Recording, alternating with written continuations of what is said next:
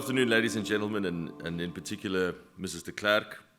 What a great honor to have been invited to speak here today and to share the stage with such distinguished company.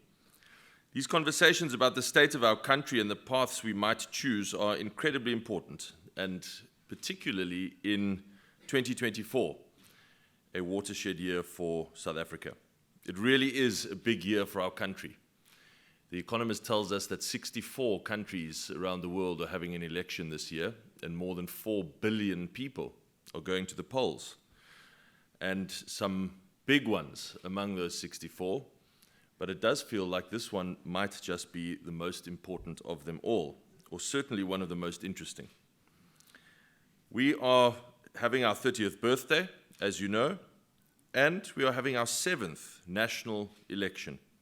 And there really is a growing sense that our country stands at a crossroads. My sincere hope is that this translates into increased interest and participation in the democratic process when we go to the polls later this year. And in that regard, let me take this opportunity to remind you that this weekend is the final registration weekend ahead of the national election. A whole generation has now passed since South Africans voted in 1994. The first cohort of born frees have now grown up and have started families of their own.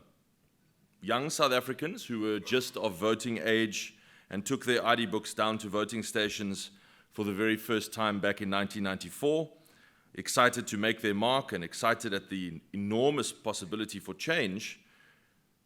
If they were 18 at the time, they're now approaching their mid-50s. Many of their children are now voting for the first time.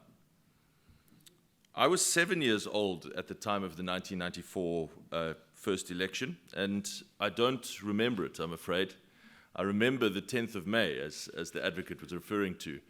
I remember the inauguration of President Mandela very much, but I think it was more related to all of the military aeroplanes that flew over that I loved watching on TV and remember that very, very clearly.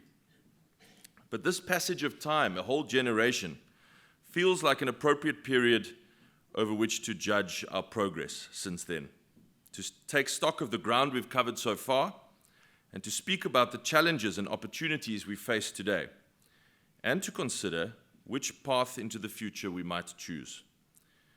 It's also, of course, very fitting to do so on the 2nd of February, on the anniversary of the parliamentary speech that began the formal process of dismantling apartheid and negotiating a brand new democracy. When former State President FW de Klerk stood in front of the National Assembly for the opening of Parliament 34 years ago today, in 1990, he delivered a message that our country desperately needed, but which not everyone was ready to hear. Branded a traitor to his people by those in his own party who stormed out, he became a divisive figure to some, but a unifier to so many millions more. And at a time of great change throughout the world at that time, and in Eastern Europe in particular, his address would become one of the pivotal moments in the process that would ultimately bring about the Rainbow Nation, the world's miracle democracy. I sincerely hope that in the future there will be a wider appreciation of just how much of a political miracle that was.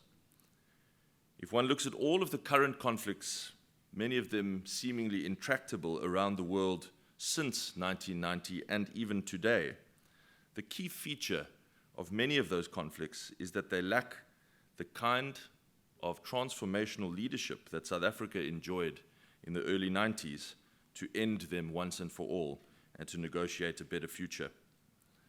Much of his speech that day was about the organizations that were going to be unbanned, most notably the ANC, the prisoners that were to be released, most notably Nelson Mandela, and changes around emergency regulations, media restrictions, and the death penalty. But I want to just draw your attention to a short passage near the start of the speech, in which he implored his fellow parliamentarians and the country the following: let us rather put petty politics aside when we discuss the future. Help us build a broad consensus about the fundamentals of a new, realistic, and democratic dispensation. Let us work together on a plan that will rid our country of suspicion and steer it away from domination and radicalism of any kind," end quote. He knew that things like ego, power, and suspicion were the biggest threats to finding a lasting negotiated solution for our country. And so he focused up front on the importance of working together and trying to find common ground. And he would return to that theme of cooperation later in the speech and many times thereafter, addressing the broader South African community and other political movements, always asking for an end to hostility and violence, and the replacement of slogans with deliberate and considered debate, saying that the time for reconstruction and development had arrived. He then listed what he considered, this is now in the 2nd of February speech, he listed what he considered to be the aims of this period ahead, aims which he said should be acceptable to all reasonable South Africans. And they included, and I quote, "a new democratic constitution, universal franchise, no domination, equality before an independent judiciary, the protection of minorities and individual rights, freedom of religion, a sound economy based on proven economic principles and private enterprise, dynamic programs aimed at better education, health services, housing, and social conditions for all." Looking back at the past 30 years, we can proudly say as a nation that many of those aims have indeed been achieved. South Africa is an indescribably better place than it was 34 years ago. Our constitution is held up as one of the most progressive and well-crafted in the world. We live in a country with political freedom, with firm protections for individual and minority rights, with a free press, an independent judiciary, and the freedom to worship in whichever way you choose. Recently, this was highlighted to me in the travails of a fantastic South African journalist, Ms. Karen Morn. We all are familiar with the story. She was challenged, taken on by a powerful former president who tried to silence her writing, her incisive and uncovering writing, shall we say, that he tried to silence her by taking her to court and even trying to prosecute her and trying to bankrupt her through legal fees. And through it all, what impressed me was that even competitor media firms and competitor journalists and editors rose vocally to her defense. And throughout it all, there was a strong sense, I don't know if this was just my strong sense, maybe the optimist in me speaking, but there was really a strong sense that there would be no other outcome than the full dismissal by the courts of those frivolous lawsuits. But it's those last 2 points that he mentioned, a sound economy and all the social programs and services enabled by such an economy, where none of us can surely deny that we have missed the mark, and by a long, long way. South Africa's economy is in a dire position, strangled by a perfect storm of bad policy, shrinking revenue, ballooning debt, and a crippling energy crisis. And as a result of this, the state's capacity to maintain, let alone improve, its service delivery to its citizens has been significantly eroded. Our real national unemployment figure is 40%, with an ever-increasing number of South Africans dependent on social welfare to survive. And I completely agree with the advocate that this massive and growing number of grant recipients is not a government success. The simple reality is that you cannot fund doing enough for the poor and an expanding redistribution program with shrinking revenue. The maths does not work. You must have growth to fund more support for the poor who need it. When we look at the growing sense of hopelessness of the now 11 million South Africans without work, when we look at the crumbling state of public infrastructure in so many towns and cities, and the impact this has on the dignity, particularly the dignity of the poorest residents, and on their health and on their safety, we all know that this is not the country that the 1994 generation envisaged 3 decades ago. This was made clearer, or I was reminded of this distinctly a couple of weeks ago when I went and spent some time doing a neighborhood watch patrol in Khayelitsha, in a part of Khayelitsha, where between 40 and 50 volunteers spend time every single day patrolling from the local taxi and bus station for those who are coming home from work, because they are particularly vulnerable to thieves who know that they might have cell phones and money coming home from work. And here, 40 or 50 volunteers who patrol every day, helping get people home from the bus station to their homes. And I spent some time talking with them, and what really struck me was between 40 and 50 mainly young people. There was one elderly person who had suffered a work injury and who walked with a hobble, but for the rest, almost all of them were young South Africans. Not a single one of them had an income, not one.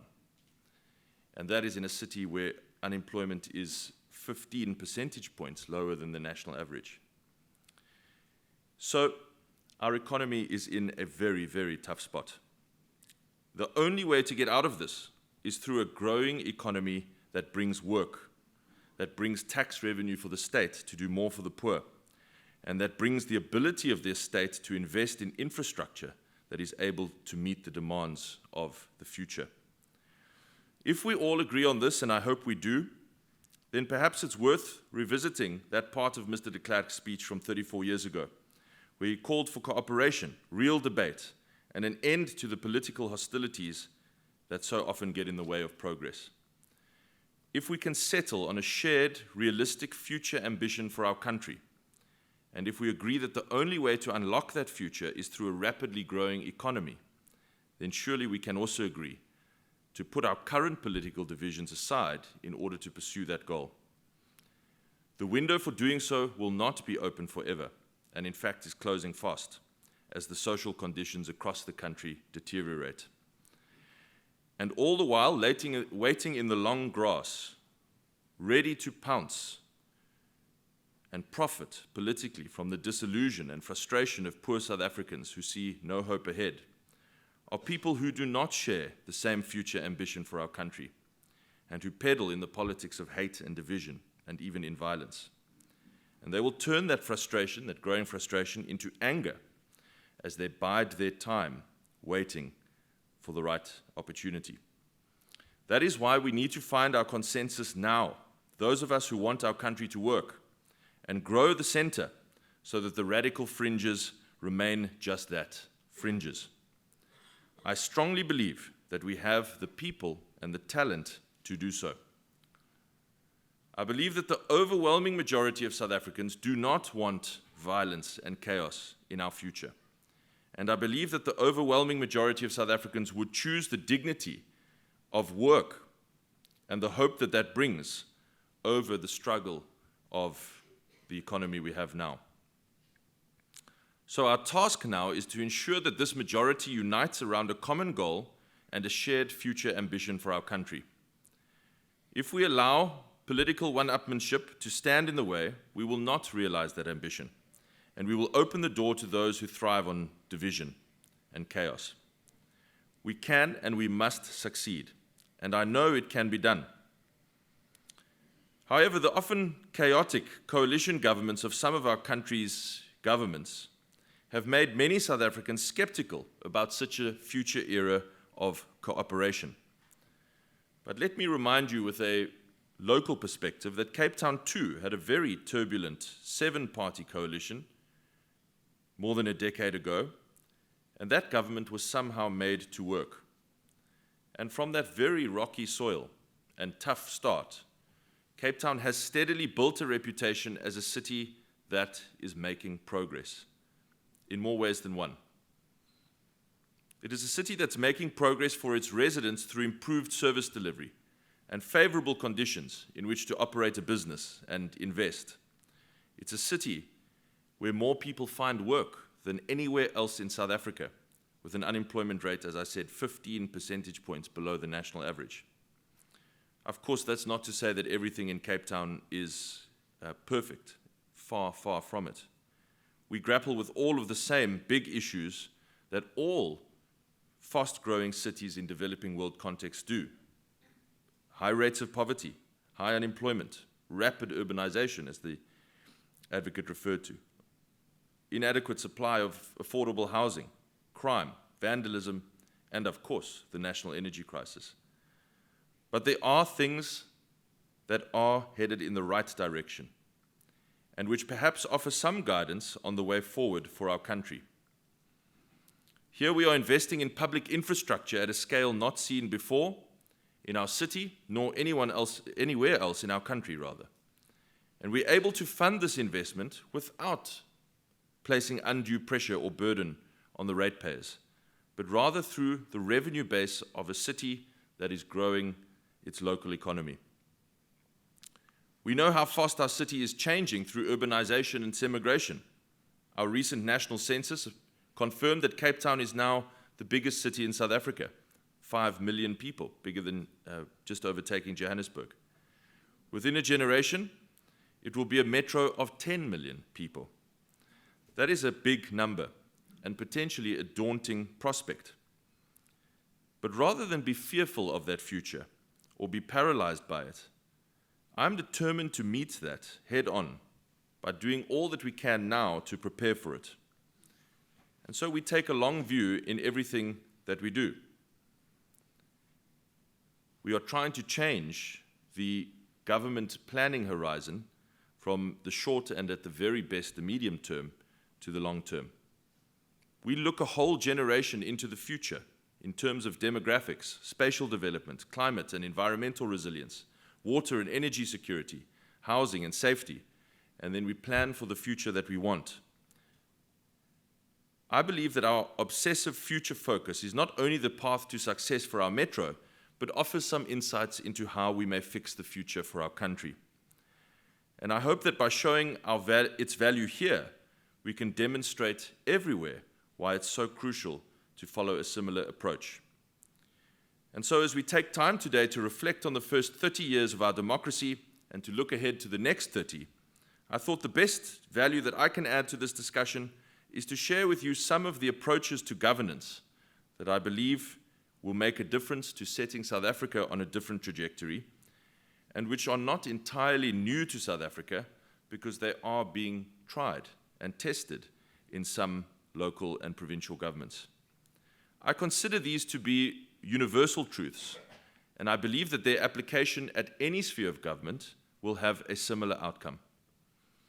If these principles will help make Cape Town of 2054 or 2084 or beyond a place of opportunity and dignity and safety, what we refer to as the City of Hope, then there is no reason why the same approach would not turn South Africa into the country of hope we all know and believe it can be, and which it once was in those wonderful days of the mid-90s.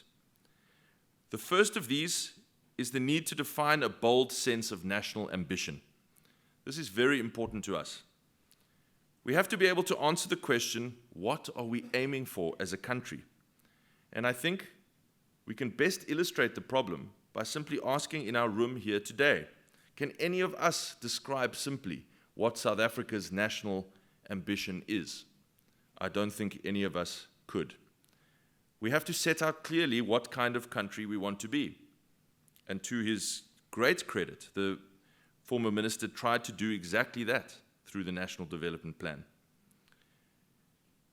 Sadly, it has not been taken up with the vigor that it should have been taken up as a sense of national ambition at a national level. But I would suggest to you, Minister, that you can find evidence of its implementation elsewhere.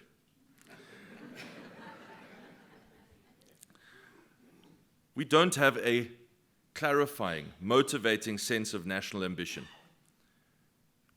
In the absence of such an ambition, and against the backdrop of growing poverty and the increasing neglect of the state and its infrastructure, people, and this is what hurts me the most, is that people are becoming acclimatized to deterioration.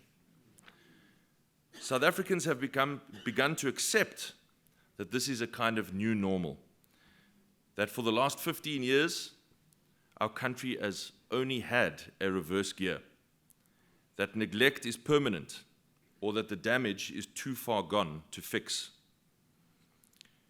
There was a wonderful insult hurled in the British House of Commons at a rapidly departing Prime Minister who had lost a vote.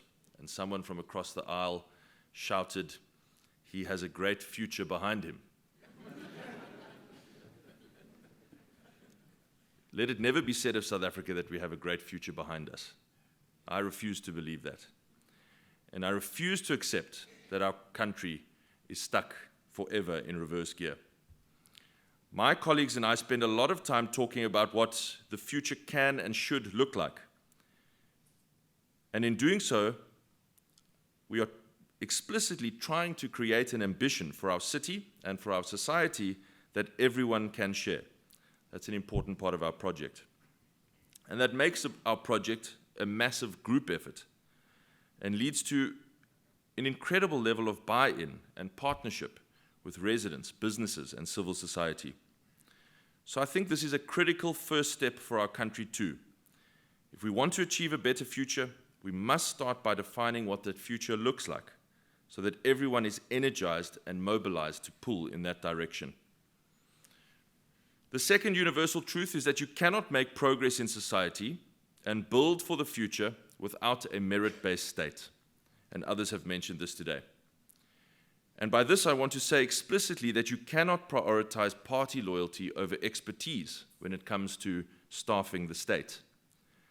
A glance at any of our failing state-owned enterprises or dysfunctional municipalities across the country demonstrates this very clearly.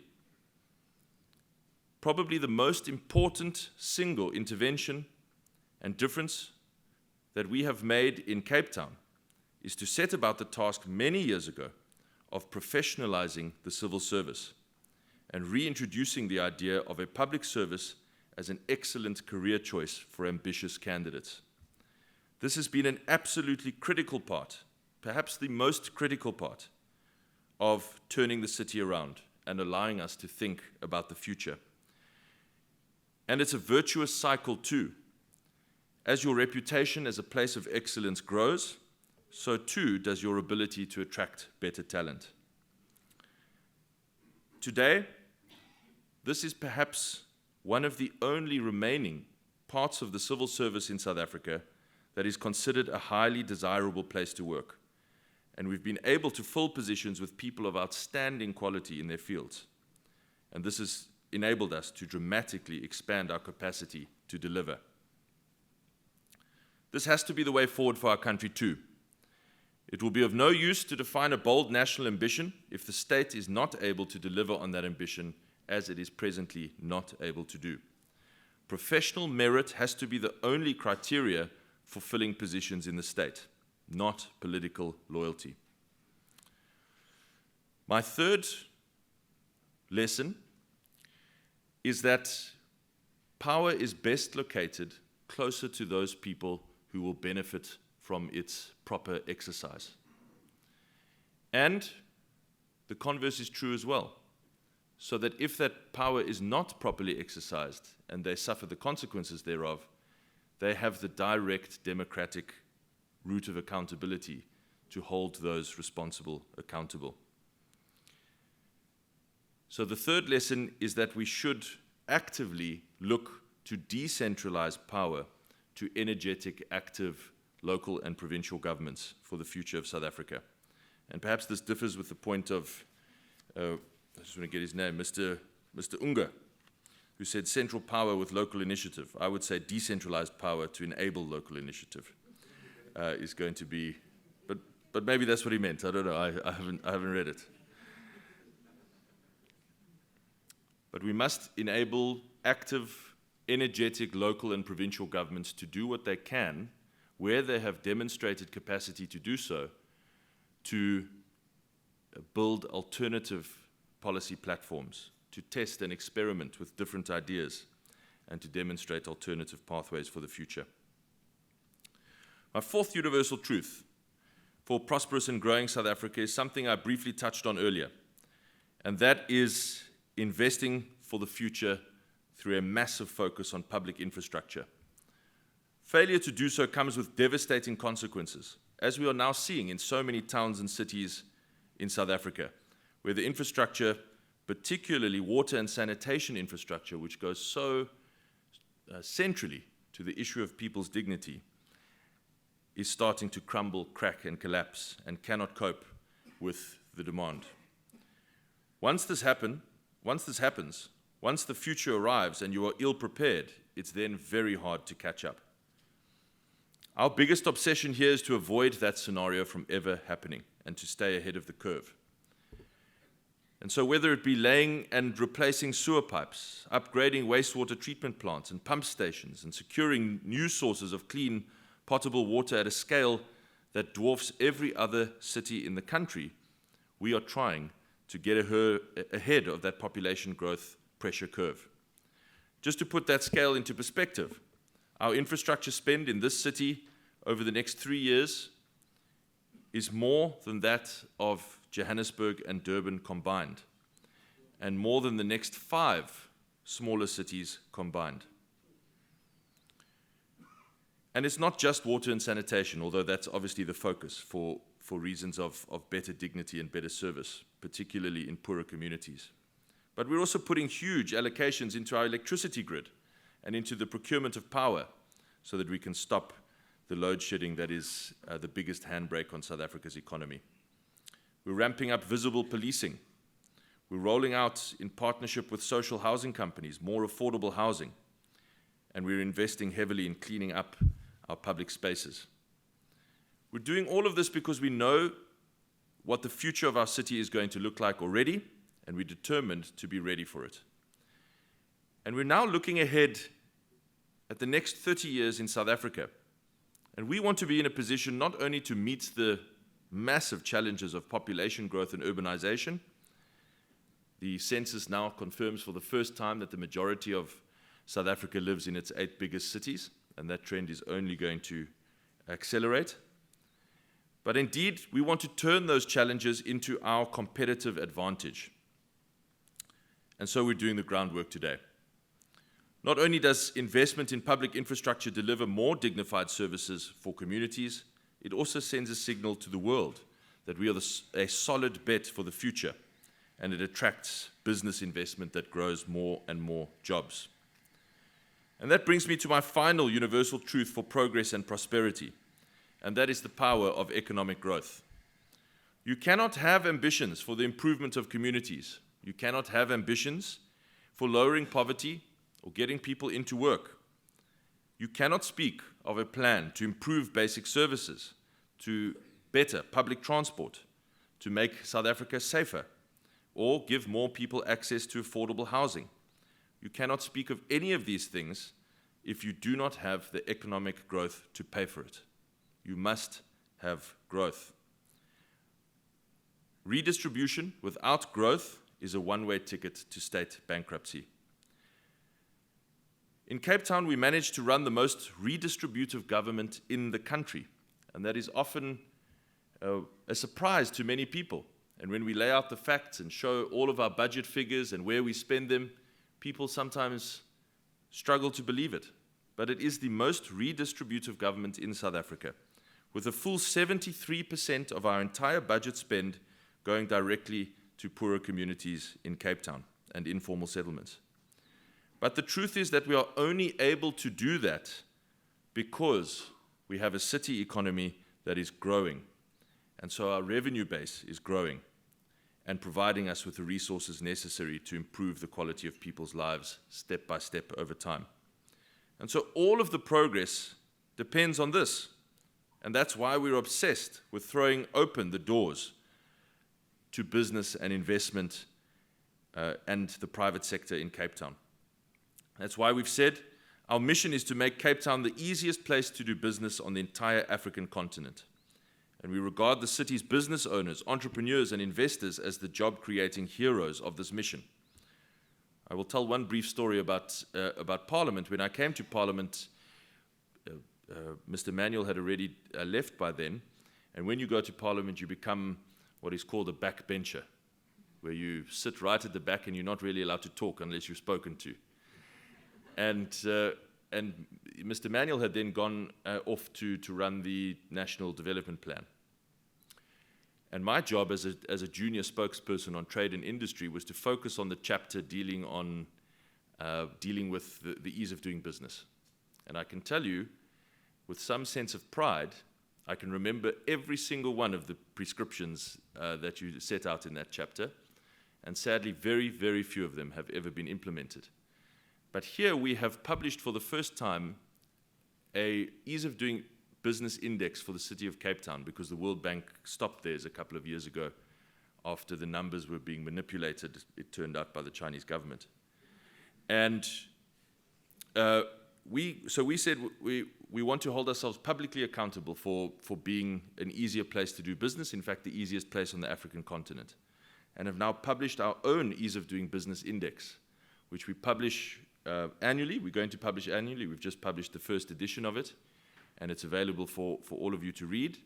And it takes all of those prescriptions, nothing really new, all of those prescriptions from that chapter, and implements them right here in a way that makes us more globally competitive and attractive to private investment, and thereby more jobs for more people in our city. That is a lesson that everyone in South Africa is going to have to take to heart, if we're going to pull our economy out of its slump. We must reduce our high unemployment rate and fund the kind of investment and support for our country that we need by focusing resolutely on growth. I'm of the firm belief that if we apply these 5 principles at a national level, if we clearly express a bold national ambition that all of us can describe in no more than a few sentences, if we make professional merit the only criteria for appointments, if we devolve power to energetic and active local and provincial governments with a demonstrated capacity, if we ramp up our investment in infrastructure, and if we prioritize growth over everything else, then we can put our country on the trajectory of success over the next 30 years. We know that we can do that because this is exactly the recipe we are following, and it is showing encouraging results. Of course, we still have many big challenges, and life is still far too harsh for many of our poorest residents. But all the critical metrics are moving in the right direction rather than the wrong direction. And that is always the way of social progress all over the world, step by step in the right direction. Our city is the single biggest source of new jobs in South Africa. In the last quarter, reported by Statistics South Africa, Cape Town created more new jobs than all 7 other metros combined. We are the biggest spenders on public infrastructure in South Africa. We have the widest access to basic services and the biggest basket of free services for indigent residents in South Africa. Our property market is booming. Our skyline is dotted with construction cranes as investment rolls in. We've just been named the 2nd best city in the world to visit by Time Out and CNN, just after New York City. We continue to set ourselves ambitious annual targets in our mission to deliver on the idea of a city of hope. And I'm very proud to say that those targets are all being met, and more often than not, surpassed. And while this is incredibly important for the residents of Cape Town and for the future of our city, I hope you can see that I'm not actually making a point about Cape Town, because all of these lessons are critically important to South Africans everywhere. The whole point of what we are trying to do is to show that decline in our country is not inevitable. We do not have to become acclimatized to decline. We do not have to lower our gaze and accept that this is the new normal. We must prove to South Africans everywhere that you do not have to accept the prospect of few opportunities in life. You can still be optimistic about South Africa. You can still believe that the future is going to be better for you and your family and your children. And you are allowed to want more for yourself and dream bigger for the future. So for all of us who believe in that very deeply and who believe in the future of South Africa, the dream of 1994 is still very much alive and very much worth pursuing and working for. And I sincerely hope that when we meet here together in another 30 years' time, may you all be here,